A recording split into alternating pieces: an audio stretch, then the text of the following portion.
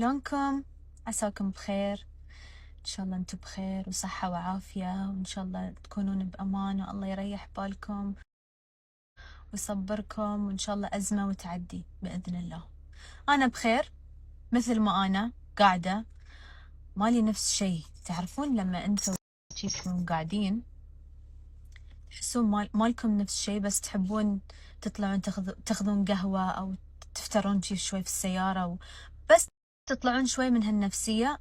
أنا نفس الشيء، يعني أنا نفس حالتكم، بس قاعدة أسوي أشيائي المهمة. النادي طبعا ما أقاطعه، كل يوم قاعدة أروح الحمد لله.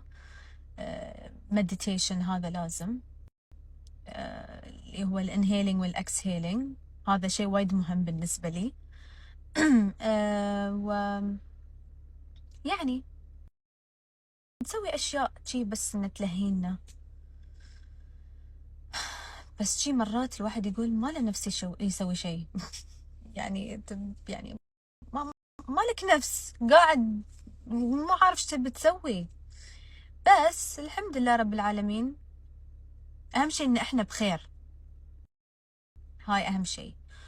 وحبيت أطمنكم عني بس، والله ما عندي شيء أقوله أكثر غير إن أنا يعني إن شاء الله راح أرد لكم أقوى من قبل، بس اعذروني، يعني أنتوا عارفين ليش.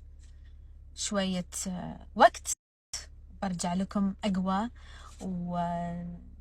ونولعها أنا وأنتو، وفي وايد مفاجآت حلوة ترى بعد، بس كل